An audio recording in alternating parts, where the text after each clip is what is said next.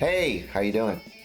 Sitting in my living room of my house up here in Green Bay, Wisconsin, and I have a new gas fireplace that I'm sitting in front of. It's nice. You may see some of the reflections in my the reflection of the flame in my glasses. Very realistic looking affair, and really does kick out the heat. I had to turn it down to its lowest setting and turn the fan off. It's would drive me out of here.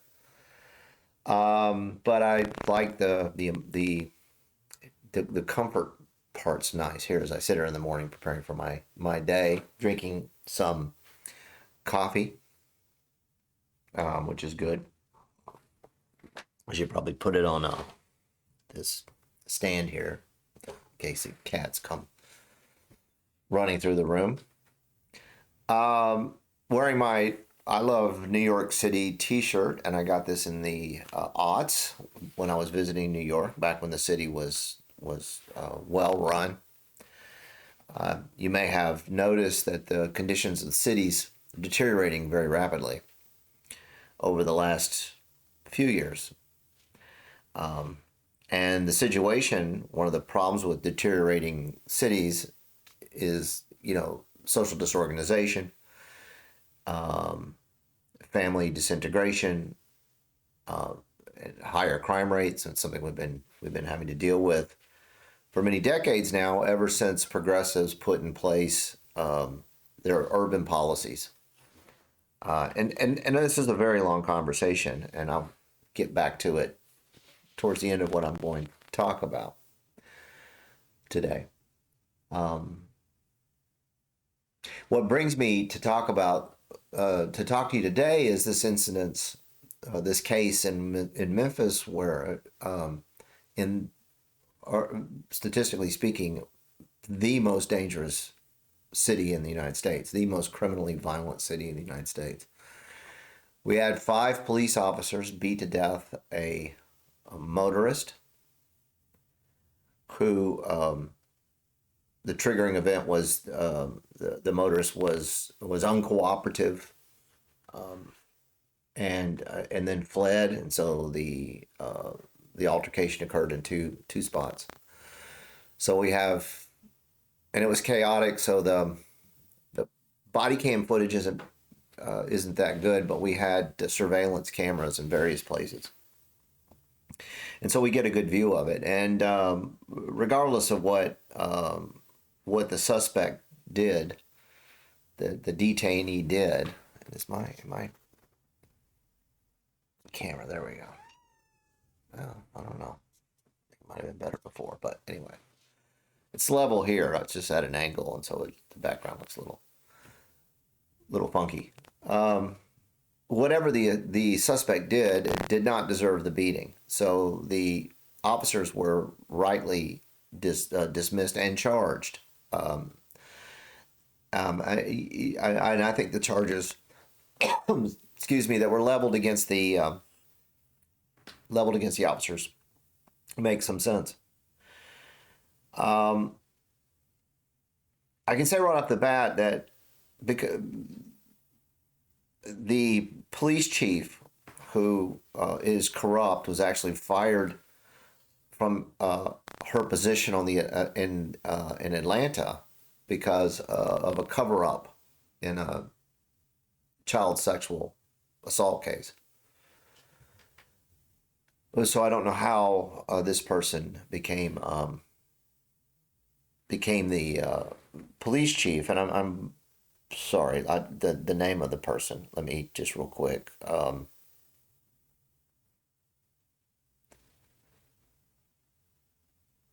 It was covering up a child sex crime. It's pretty shocking. And the police chief's name here, just for the record, Sherilyn, CJ, that's what they call her, Davis. I'm guessing it's Sherilyn. I don't think it's Caroline. Anyway, Chief Davis, Memphis Police Department.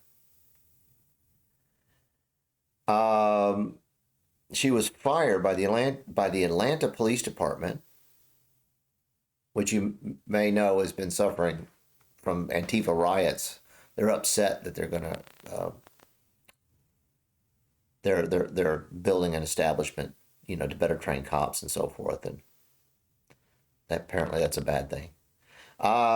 Anyway, it was fired from the Atlanta Police Department after being accused of attempting to cover up the sex crimes of a co-worker's husband. I'm reading this from the Post Millennial.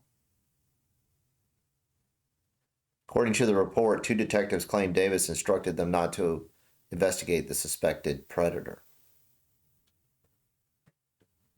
The police had discovered sexually explicit images of him with minor girls. So this is pretty serious. The other, so this was the police chief who rolled out the video of this beating of Tyree Nichols, rolled out the beating of this motorist in a way that seemed almost calculated, to produce riots, and people gathered around the country, protest groups, waiting for the release of the video.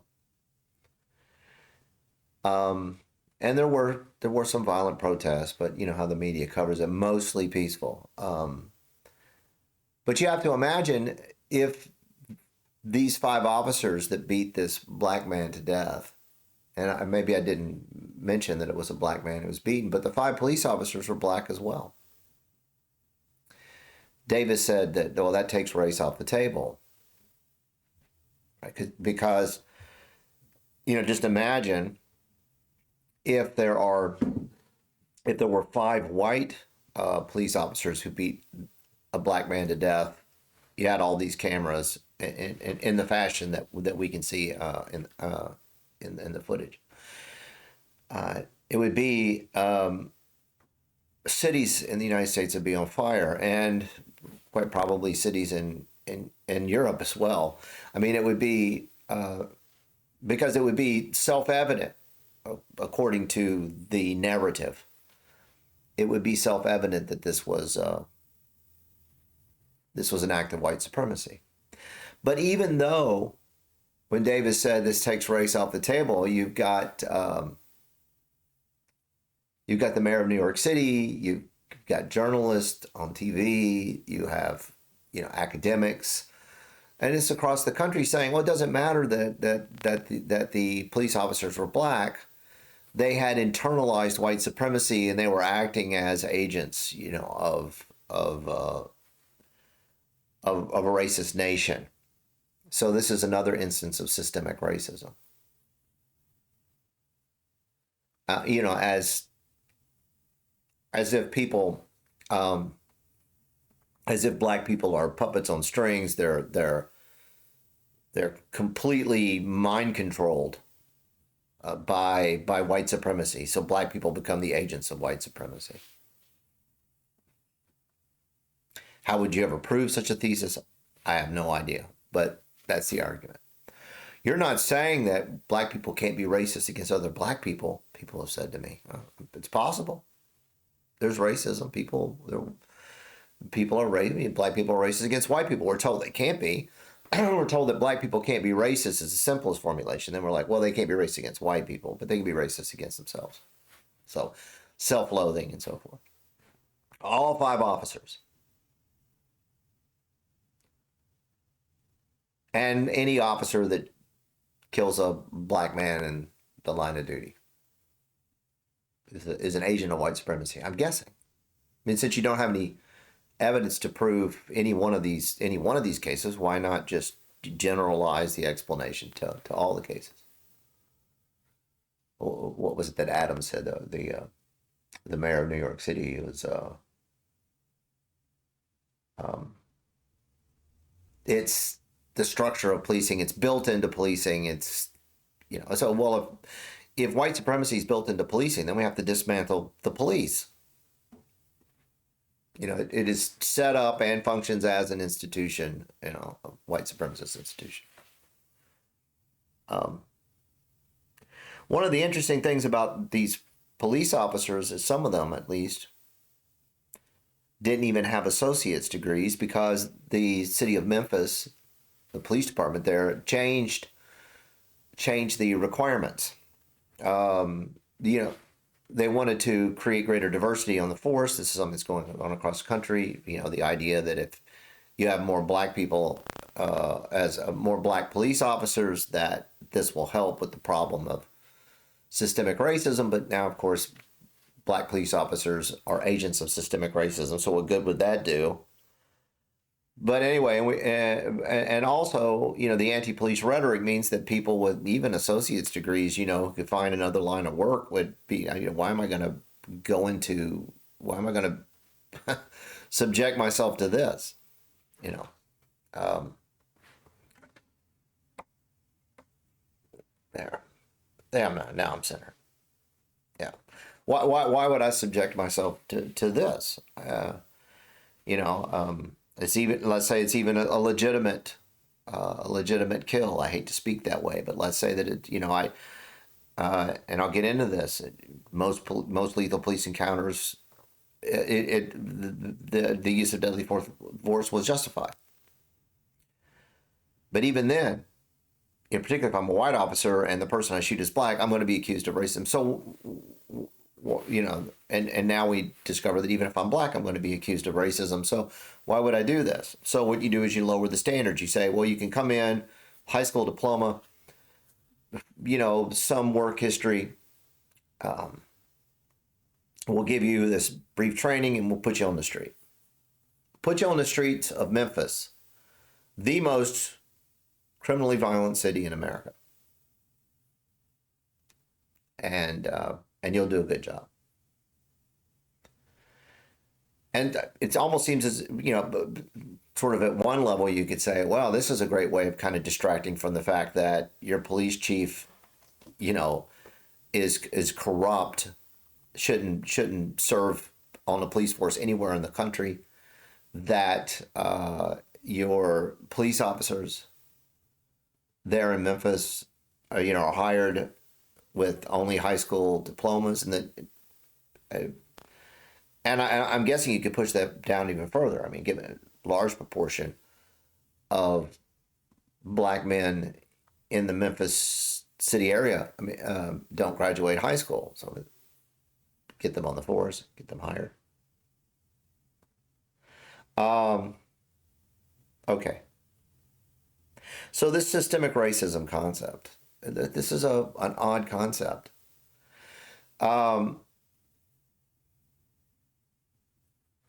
Systemic racism, if it's the reason why we see these things, then what we're being told is that there's a causal relationship here between systemic racism and lethal police encounters. So I'm a social scientist, I'm a criminologist, I work in this area. And so the question that we always ask ourselves is, when you're setting up a causal model, you have to have an independent variable and a dependent variable. So the dependent variable in this case would be, the death of a person, in a civilian police encounter. So that's the effect of the cause, which is, the argument is, this is systemic racism. So that's the independent variable, systemic racism. So as an X causes Y, and the deaths of individuals at the hands of police officers, that's pretty easy to conceptualize, pretty easy to operationalize. We've got the statistics, right? So we've got the dependent variable there. The independent variable's more difficult. It's how do we conceptualize systemic racism? And how do we operationalize systemic racism? And that, people are all over the map on that. But we can say that since these officers, black officers, are said to be agents of white supremacy, of systemic racism, because they have internalized anti-blackness, then what we're talking about is an implicit race bias. In other words, they carry, there's all these concepts, a stereotype threat, and the symbolic assailant, and all those sorts of things. So there's certain cognitive frames that officers operate with, and a lot of those are, to keep themselves safe. Like, they have to presume that a person, they don't know whether the person is dangerous or not, but better to presume that the person is dangerous than not dangerous, so that you're ready, so that you are on alert and deal with the situation in the safest manner possible to yourself and to the public. So how would we measure implicit race bias? Well, turns out that there's lots of studies that have tried to do that, and it doesn't really work, because you're dealing with something, because it's implicit, it's not explicit. You have to infer it. So if you saw a situation where the overrepresentation of blacks in lethal police encounters had no other explanation, an explanation that was empirical, one that we could measure, one that was very clear, then you might suspect that there's an implicit race bias going on. It's still an inference, but it's an inference drawn in the absence of any other evidence that could provide an alternative explanation. But it turns out that we have an alternative explanation, and it's a massive body of literature that's looked at this, and has found that using benchmarks, which are rates of crime in the area, and serious crime, and situational factors. Was this the assailant armed, or suspect or whatever? Were they armed, or were they acting aggressive? They necessarily have to be armed. Were they being aggressive? Were they represent a serious threat to the public or a serious threat to police officers? When you take all of those into account, you explain the overrepresentation of blacks in lethal police encounters. And what do I mean by overrepresentation? Well, twice as many whites are killed by the cops than blacks are. It's something you probably don't know about unless you follow my blog, Freedom and Reason, because the media never reports this. They're not overrepresented. I mean, these are vast majority of these, over 90% of those killed by the police are male. Whites are about 67 to 73% of the U.S. population. So one might expect that there would be more whites killed by the police than blacks, and there's different reasons why whites are killed by the police than blacks. They could involve, violent arguments, domestic violence, etc. When you have, the largest proportion of the population, those things happen throughout the population, but as you can imagine, they're more likely. And so the police officers show up and homeowners armed, and that happens. And there are some whites who are involved in serious criminal offending, but nothing like blacks in relative to proportion of the population. So whites are twice as many whites are killed. Another way of saying this is, for every black person killed by the police, there are 2 white persons killed by the police, but black men are overrepresented in police shootings, about 25 to 30%. Of police shootings are black men, and black men are only 6% of the population. So there's disproportionality, and then people argue, well, that's systemic racism. But when they do that, they make a mistake, right? They collapse the cause and effect model. They take the effect, right, the overrepresentation of blacks, and they say that's systemic racism. But systemic racism, if it causes the overrepresentation of blacks in lethal police encounters, needs to be conceptualized and operationalized, be able to show that, because it's independent. That's what causal model is, an independent variable, has to be able to, or else it can't explain anything, because you haven't created a causal model. So you can't say systemic racism causes these things if you're going to say that these things are systemic racism. That's a huge problem in the argument. Just a basic fallacy. But since we know that with benchmarks and situational factors and so forth, we have identified the independent variable that explains the pattern in the effect, then the implicit race bias argument doesn't work anymore. And you say, well, if these have been white officers And they, you know, as I've said, if these were white officers and there was a black motorist beaten in this way, you'd say, oh, that has to be racism. But it's no more, the fact that they're white is no more evidence that this is racism than the fact that they're black, even by virtue of the argument that they make that the black people could be racist because they've internalized white supremacy. So white cops become then the agents of white supremacy, right? Systemic racism, because they've internalized white supremacy. If you can't show it for the black cops, you can't show it for the white cops, the argument doesn't work. It fails utterly. Now, these benchmarks, these crime rates, why is it that, 25, 30%, overrepresentation of blacks in lethal police encounters? What are these benchmarks? Well, it turns out that the crime rates in the vicinities where most of these things happen, certainly with respect to black people, these are very high crime areas. I mean, I said Memphis is the most criminally violent city. Well, it's followed by many, many cities, right? St. Louis, Kansas City, Baltimore, New Orleans, Atlanta, Chicago, Milwaukee, New Orleans, right? And the crime rates serious crime rates and violent crime rates are out of control in these cities. So even though the nation overall over the last several decades enjoyed until recently, until around 2014 and afterwards, enjoyed a long secular decline in crime, which was largely the result of vastly expanding the penitentiary system and putting more cops on the street. And so why the crime rate's going back up is in part because of depolicing and so forth. Crime remains high. It's remained high during this whole period in the inner cities. Most mass shootings have to do with gang violence, homicides. I mean, think about it. Black men are 6% of the U.S. population, but more than 50% of homicides are committed by black men.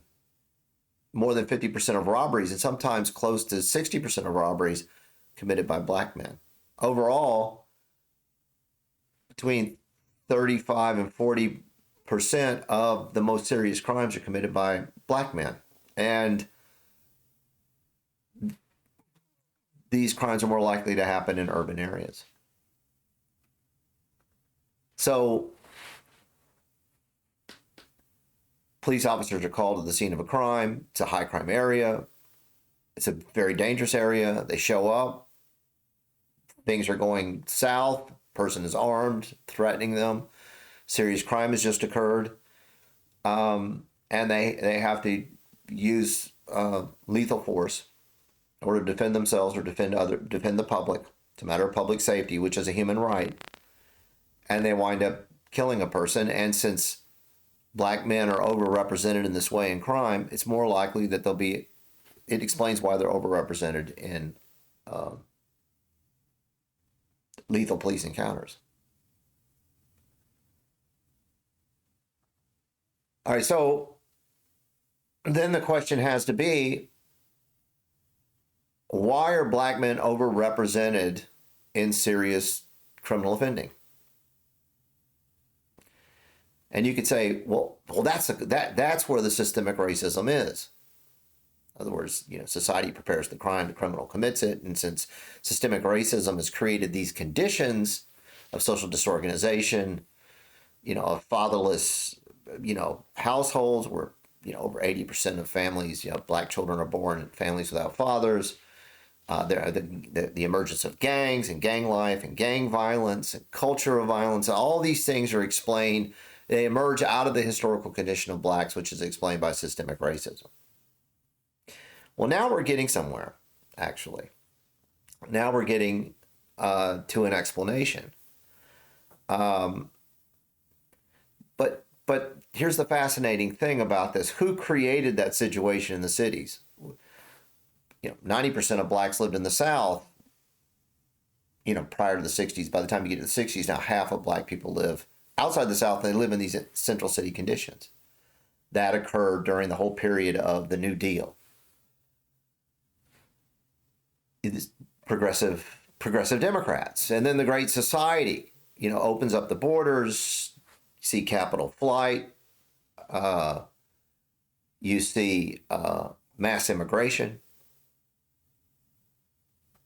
And so you see all of a sudden now Black Americans whose unemployment rates were roughly the same as white Americans decades before, now all of a sudden blacks are disemployed 2 to 3 times more. And whites, it's much worse in these central city areas.